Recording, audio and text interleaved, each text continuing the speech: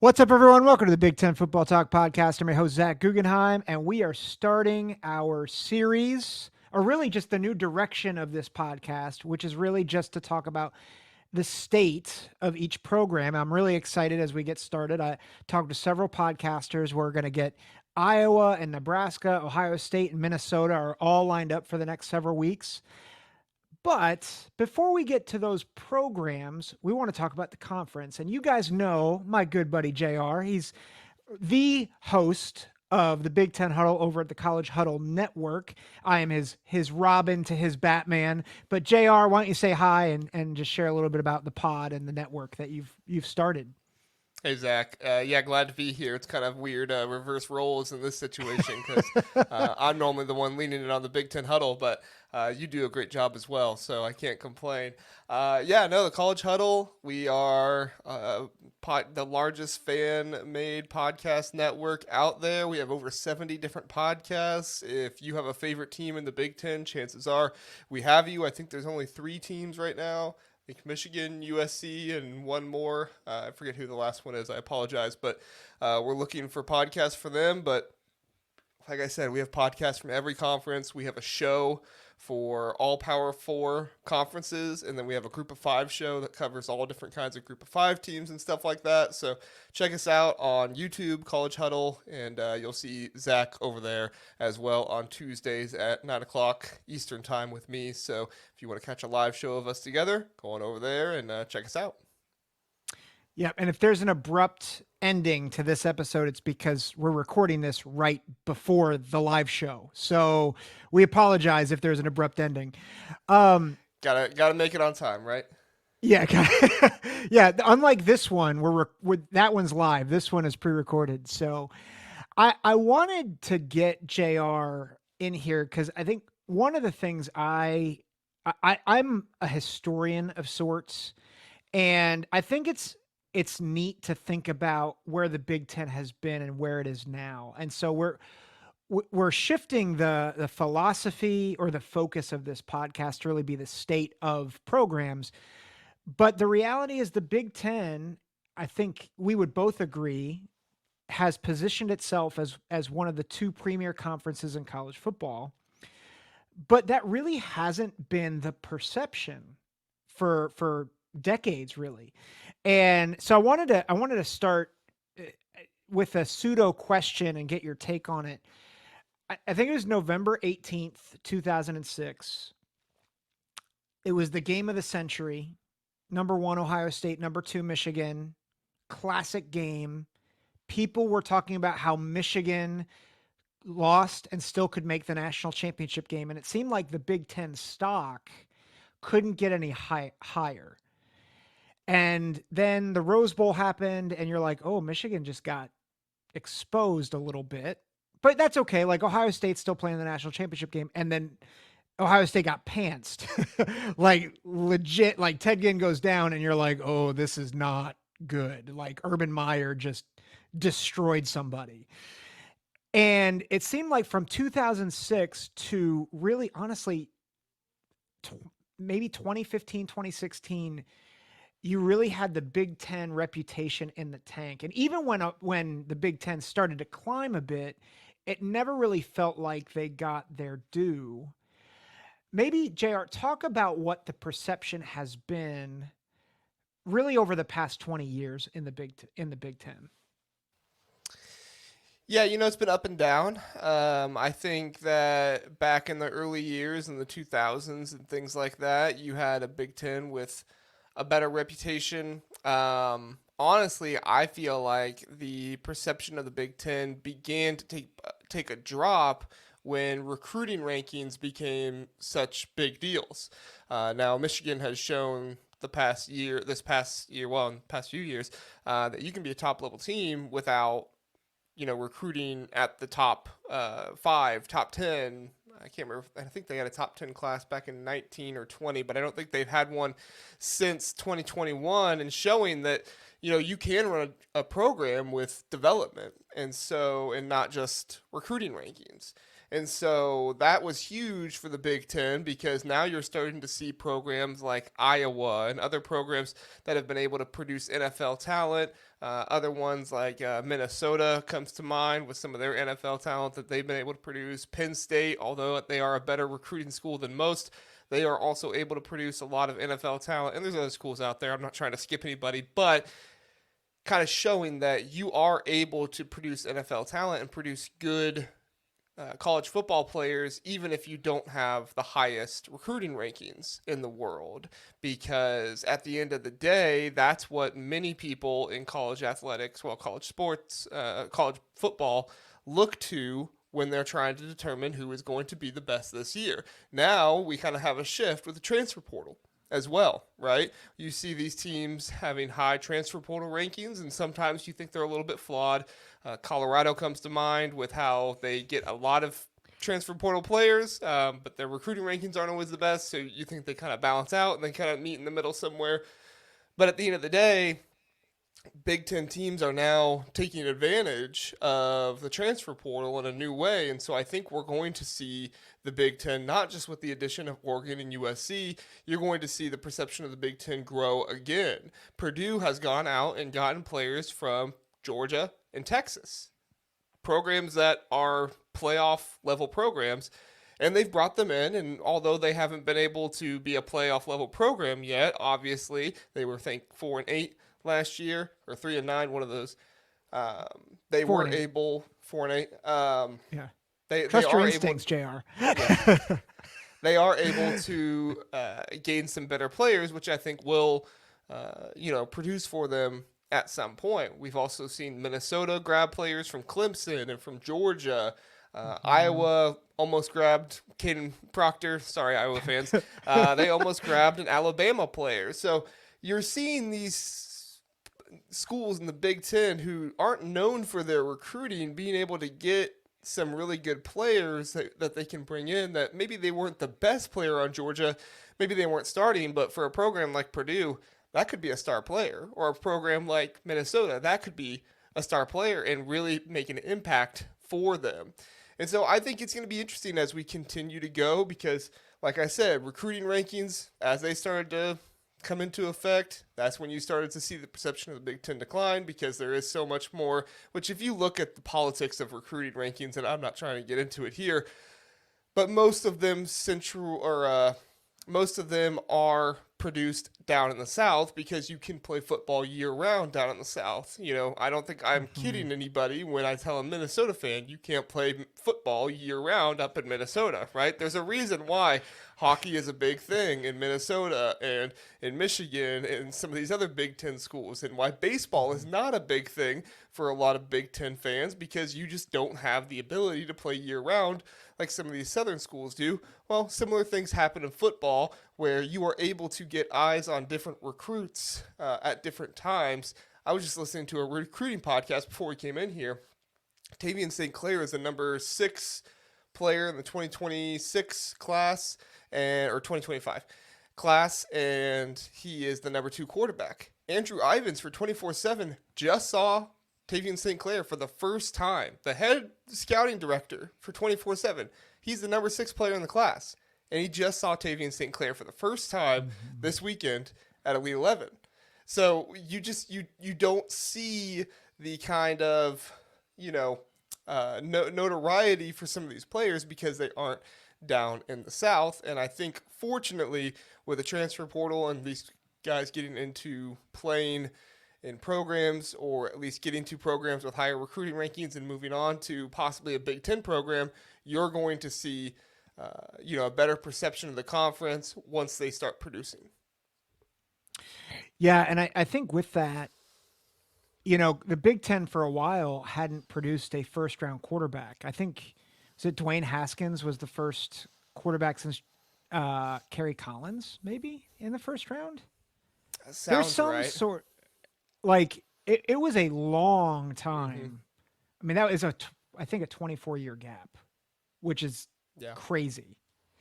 But then I think also like they're recruiting better on the lines, on the offensive line, defensive line. You go back to that 2006 national championship game. You know, the tackles in that game were turnstiles for Derek Harvey, and I think that was the thing is everybody kept talking about SEC speed, but it really wasn't speed everywhere. Like no one was going to say that everybody was out racing Ted Ginn Hmm. or guys like that. What was his name? The Purdue guy that was super fast. Oh, Rondale Moore. Rondale Moore. Like they had specific guys who were really fast, but it was really the speed on in the trenches that really made the difference, and the quarterback play. And the And so I depth think you're, as well in the trenches. yeah, yeah, that's That that's a was great one of point. the biggest things that LSU and Florida had on Ohio State when they made it to the national championship in the late 2000s. Is they had the depth to be able to battle with a lot of Ohio State's guys. Yeah, well, and then you had this. Like I remember Penn State playing Alabama in the non-conference, and Bama just smoking Penn State, and you're like, Penn State's a good team, but they look so average. And I think that was, those spotlight games are what really killed the perception. But I think you're right. I think recruiting was a big factor. I'm curious to get your take on this because I would have thought the way they were perceived and the way recruiting was in that time period that the Big 10 would really shrivel. But it seemed like despite all of the negative press and all the negative recruiting, somehow the Big 10 was able to not only survive but really build. What do you attribute that to? And I know recruiting's part of it, but what do you attribute to them being able to stay stable in the midst of that lull? Well, Big Ten programs, they have a good amount of tradition. They have a good amount of pride in what they do. And so, honestly, what it comes down to is for a lot of Big Ten teams, they were able to stay relevant because of their fan bases, which I know some people are going to say, well, that doesn't really matter on the field. And I get that, but let's think back to why the Big Ten was able to sign their deal with NBC and CBS and Fox. It's because the Big Ten, not only do they have large fan bases who are impactful for their teams, but also they did a good job of aligning schools in large areas. You think of a team like Rutgers. You don't think of a very I'm not trying to be mean here, Rutgers fans, but I think even they would recognize you don't think of a great football team when you think of Rutgers, right? But what you do think of is the location and their proximity to New York and some of the things that they're able to do there. And then you think of Maryland. You think of another team that's out there on the Atlantic coast. That's on a state that is bordering the Atlantic coast, has a little bit of that DC kind of area, stuff like that there. And so you have made this, even though the football wasn't as good as the SEC and sometimes was worse than maybe the Pac 12, you have made this a conference that has fan bases who want to watch. And at the end of the day, who cares about, how good the football is if you have people watching? And that's what the Mm-hmm. TV companies cared about. And now, because of the TV companies, because of their involvement, you have more funding to be able to have larger athletic departments, not just for football, but also basketball, Olympic sports, women's sports, all different kinds of, women's basketball, all different kinds of things that you're able to put that money into. And the universities can still have pride and still have great tradition within their schools. Yeah, I think, and I appreciate people don't realize how important getting Rutgers and Maryland was because, Definitely. especially the way TV deals worked, you're getting these markets that drive up revenue, which I think that also brings into play the Big Ten Network and having the Big Ten Network and how that really added. They were really the first conference to really do their own TV stuff. There were teams that had obviously Notre Dame comes to mind, like they had their own TV contract, but they're at a very Texas as different well. Texas, yeah, the Longhorn Network. But there was no conference that was doing it. And ironically, the first game that the Big Ten Network aired was Appalachian State beating Michigan. And so you're like, oh, this is a face plant for the conference. But what people don't realize is that Jim Delaney, who I think is as much as he was a traditionalist, he really thought long term, big picture, and realizing the lifeblood of our conference is going to be secured not necessarily by championships, but by revenue. And so we thought, how do we secure revenue? And it wasn't just from a athletic perspective, it was from an academic perspective too. And so at least up until recently, every school was an AAU school.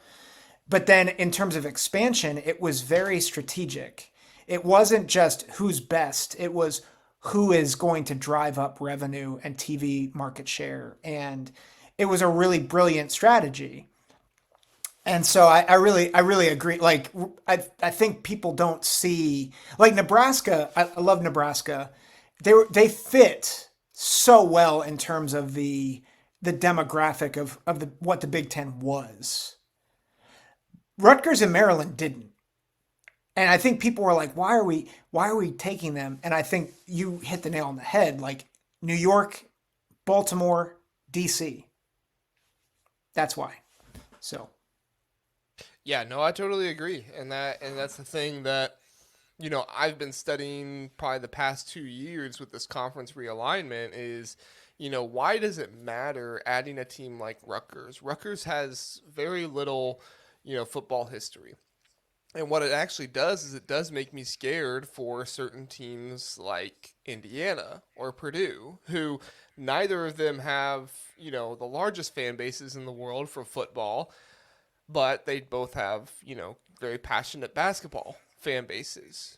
Well, you might be able to say one of those teams is good for the conference. However, two in the same state, is that really mhm. going to be viable? Now, I don't, this is not me saying that, Indiana or Purdue, this is just an example of two teams that are in the same state. And this is not me saying that either of them are going to be kicked out of the Big Ten. I don't think that will happen. But I do think that there will be thought processes of what teams are making us the most money and do we want to bring in two teams from the same state. Again, that's when you start thinking about teams like Florida State and Miami. It's been rumored for a long time that both those schools would come in together, but obviously Indiana and Purdue are going to be a focal point in trying to figure out would bringing in Florida State and Miami work together, would bring them in together, work well for the conference, or are we finding ourselves in another situation where we have two teams from the same state? Now, obviously, Florida's a little bit different, much higher population state, one that you would be able to, work with a little bit more. Both are in larger areas, Tallahassee, Miami. It's not West Lafayette and Bloomington. Nothing against those places. Those are just more college towns. They're not large cities. But I think you catch my drift. Yeah. Well, and that I think that's a good segue to where I want to go in this conversation. And maybe we'll kind of wrap this up with this question is obviously with conference realignment, the Big Ten has really positioned themselves as really a whole country conference, really with the exception of the South. And from a competitive advantage or a competitive view, you just had a current Big Ten team and a future Big Ten team in the national championship game. And Michigan, the traditional power, won the national championship. And so obviously from a financial perspective, a competitive perspective, the Big Ten looks maybe as complete as they ever have. Where do you see us going from here? In terms of realignment or Or just like what's the trajectory of the conference? Like where are we now and where do you see us going?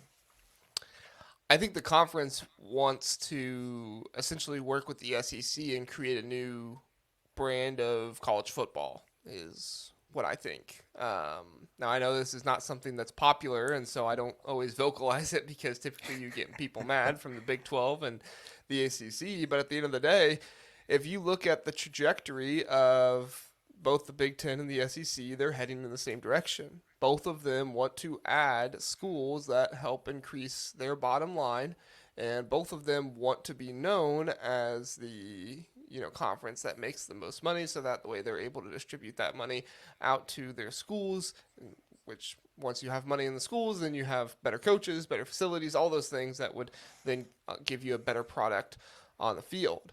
Um, and I think that that is somewhere that the Big Ten is aiming for, not just in football, but in other sports as well. I think that's the difference, though, between the Big Ten and the SEC. Is I think the SEC has two or three sports in football, basketball, both men's and women's. So I guess four sports, and baseball that they really want to lift up there. When in reality, the Big Ten, not only do they want to be good in football and basketball, but I think they value those Olympic sports more than other schools or other conferences do. And so at the end of the day, you're looking at how can we make the most money for these schools. And it just so happens that football is the greatest moneymaker for these schools. And so at the end of the day, whatever they can do to help increase their bottom line, give them more, whether that's pushing somebody back down, it is what it is. I think the Big Ten and the SEC are both willing to do that. Yeah. And how, in your mind, how does the playoff kind of, and the way that the Big Ten has realigned, like how does that help revenue in your mind? Well, I think the playoffs, obviously, you have more teams in there, you make more money. If so facto, yeah, then you have Yeah. more for everybody else. And at the end of the day, I think that the Big Ten adding teams that do focus so much on football, it allows for their other teams that maybe don't focus as much on it to continue producing Olympic level, basketball level, schools. That's one of the reasons why you see Indiana and Purdue, at least in my mind, this is my opinion. That's one of the reasons why you see schools like Indiana and Purdue not increasing their football budget nearly as much as some other ones have, is because I think the Big Ten truly is okay with saying, hey, Ohio State, Michigan, and Oregon and USC are football powers. And then Indiana, Purdue, Michigan State, Maryland, whoever else are basketball powers. Didn't try to leave anybody out there. So if I did, I Don't apologize. don't tell that to Kurt Signetti. Yeah, he wouldn't like that at all, would he? Um, he's coming for Ohio State and Michigan and all those other football powers. But at the end of the day, I just think that the Big Ten is willing to say it's okay if our football powers are known for football, our basketball powers are known for basketball, and this is the conference that we've created. Because what are you judged by? Are you judged by how good the conference is overall? No. Ohio State, or not Ohio State, the Big Ten has had historically the deepest conference in basketball for a long time. For a good amount of time, Hmm. football, you could argue, was the deepest conference. But nobody cares about that. People care about national championships. People care about Final Fours. People care about playoff appearances. They don't care about, how was your ninth best team in the conference. And so at the end of the day, I think that the Big Ten is realizing if we can get 4 or 5 powers in each conference that's consistently competing for Big Ten titles and for national championships, that's what we need, and eventually we will get there. Yeah. Well, I mean, if you remember, that was the big selling point for the SEC for so long because it wasn't just Alabama who won titles. It was Florida, it was LSU, Georgia, Auburn, or maybe we should just say Cam Newton. Um, but there were so many schools that were not just good, but they were national championship teams over 12-year, no, 18-year stretch. And so I really appreciate that thought.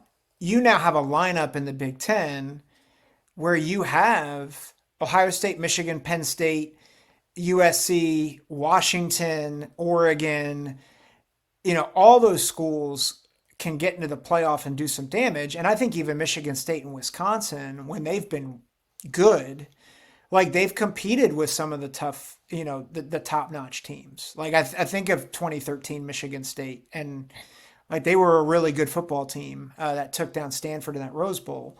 So like they can get to those heights. It certainly takes more for them to do it, but and that really does. If you get deeper into the playoff and you win national championships, that really helps, and it gets the opposing TV networks, which I will not name, but you all know who I'm talking about. Um, Kind of off the back. It's felt like for years it was like, well, the Big Ten's not very good. They're slow. But that perception has changed almost across the board. And I think, and I'll end with this. I think something you said that I want to point out too. The Big Ten has positioned themselves where they're no longer perceived as an inferior conference. They've positioned themselves where they're in a sense the hunter, but also they are a predominant conference, and they are competing with the SEC for really who is the best conference, and it's really just those two. And the reason why is not because of competitive nature, but it's because of the financial piece, and that has allowed them to then become more competitive. So um, let me just. I feel like we've had good discussion here. Any last thoughts on this, on kind of the just overall state of the Big Ten? I just think the conference is moving in the right direction. I think you have a conference that is going to remain on top in basketball. I think you have a conference that is trending in the right direction to stay involved for national championships in football. And at the end of the day, I truly believe that every school is important to what the Big Ten is doing. That's why I don't necessarily go after the Rutgers of the world, or the UCLA, or all these different schools, and say like, oh, why are they in the conference like some other people do, because every single school adds value in some kind of way Mm-hmm. to our Yeah. conference, and that is really what you want. And it's been that way with the Big Ten for a long time. Like I said, the Big Ten has historically been a very deep conference in a lot of sports, because they have aimed for every school to add value in some way, shape, or form. And to me, I just appreciate every single school adding that value, because when we do boost the conference up, we boost up our teams as well. The Big Ten, my goal for the Big Ten, and obviously I'm not making this happen, but I hope it does happen at some point, is for a Big Ten championship to mean nearly as much as a national championship. Whether that be Yeah. basketball, whether that be football, whether that be Olympic sports, baseball, whatever it is, I want a Big Ten championship to mean almost as much as a national championship, similar to how the SEC has had that in baseball, how the SEC has had that in football, how the Big East will sometimes have that in basketball, the Big 12 sometimes will have that in basketball, where if you win the conference, you're the favorite to win it all, because that's the best conference. Yeah. Yeah. Well, and I think we might get that this year, because I think there's a Maybe. few teams in the Big Ten that, I mean, I think a lot of people are looking at Ohio State and Oregon, but we talked with the guys from Maize and Blue, the Maize and Blue podcast, or Out of the Blue podcast. I mean, Michigan's not going to be a slouch again this year. Penn State's not going to be a slouch this year. We don't know what to expect from USC. They could bounce back in a big way. And then you've got the Fighting Fickles of Wisconsin. I mean, there's a lot of depth, and I would argue that it's not just depth, but there's a lot of top end talent too. Urban Meyer, mentioned on the Ohio State spring game that might be the most talented team he's seen in five, and I think he said 6 or 7 years. Which, like, Urban might be blowing smoke a little bit, but to put that out there as an analyst, that's saying something. And they do have a lot of talent, and I think that they're not the only ones that have a lot of talent in the conference. So I think we might see that even this year. So, Jr., why don't you tell people where they can find you, or find us, Yeah. I should say. Yeah. College Huddle. Yeah, for the College Huddle podcast on YouTube, College Huddle pretty much everywhere else. We're predominantly on Twitter, so head on over there. Not tweeting out mainly Big Ten stuff right now. Still trying to find our voice a little bit on Twitter, but that is the spot where we are the most active. The place that I am personally the most active is JR's _rankings. So if you like the occasional Big Ten content and Ohio State content and the occasional bickering with Michigan fans, you can find me over there. I try to always be respectful. So if you try to get into a bickering match with me, I try to be respectful. But I did have somebody tell me the other day I was worthless and meant nothing to the world. So I thought, well, Oh, I will block oh. them. That, the block feature seems so like I don't want to use that, and then you meet someone who you're like, I need to use this. This makes sense. So don't be someone we want to block. Yeah. Don't do that. I would like to block the NCAA and anybody who throws rabid insults at me. Obligatory. The NCAA stinks. T-shirt. I plug. figured you'd be on that. Yeah. This has been the Big Ten Football Talk podcast. Again, make sure to follow us on here, on Spotify, Google, Apple. Really, Spotify and YouTube are where I would love for you guys to mostly follow us. But Apple and Google are pretty cool too. So